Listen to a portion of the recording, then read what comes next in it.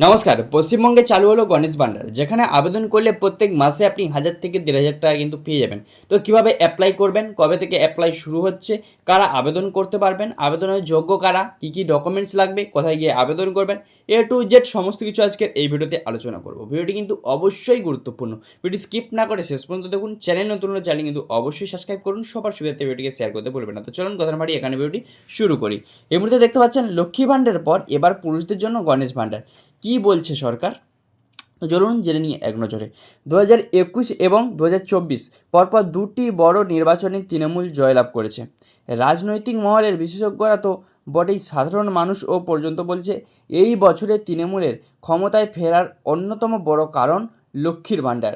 মানে এবারে যে ভোট গেছে, এবার ক্ষমতায় ফেরার হচ্ছে বড় কারণ হচ্ছে লক্ষ্মী ভাণ্ডার। এবার 2021 সালে ঘাসফুলের প্রাপ্ত নির্বাচনের পর চালু হয়েছিল এই প্রকল্প।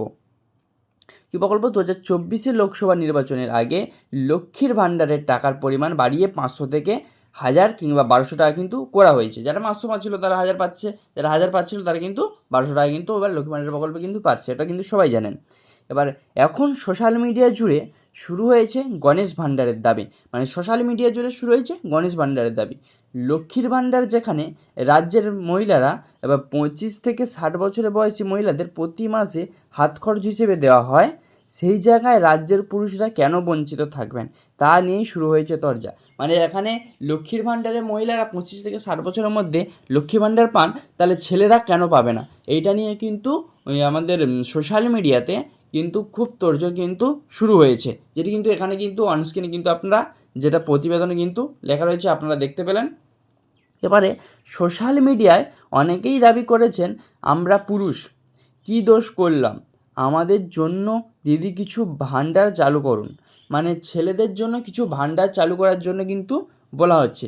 বিষয়টি নিয়ে এখনও সরকারের তরফ থেকে বা তৃণমূলের তরফ থেকে কিছু জানানো কিন্তু হয়নি। এখনও কিন্তু ভাণ্ডারের প্রকল্প চালু করার জন্য কোনো কিছু বলা হয়নি। যদিও অনেকেই মনে করছেন আগামী দিনে যে রাজ্য সরকার এই ধরনের কোনো প্রকল্প কিন্তু আনতে পারে।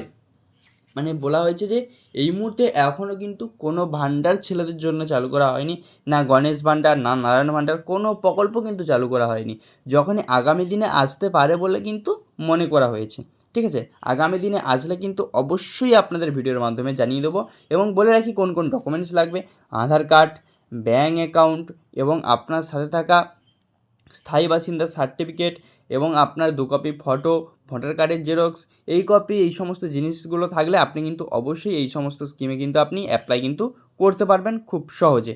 তো বুঝতে পারলেন কীভাবে আবেদন করতে হবে, বা আবেদন যদি আপনার যদি চালু হয় তো কীভাবে আপনি আবেদন করবেন। এগুলো দুয়ারে সরকারের মাধ্যমেই আবেদন হবে, কোনো অনলাইন অ্যাপ্লিকেশনের মাধ্যমে কিন্তু আবেদন হবে না। যদি আবেদন করতে হয় তো গণেশ ভাণ্ডার যদি চালু করে, তাহলে 25 বছর থেকে 60 বছরের মধ্যে ছেলেদের কিন্তু ওই আমাদের এই গণেশ ভাণ্ডার প্রকল্পে কিন্তু আবেদন করার কিন্তু কাজটি শুরু করা হবে।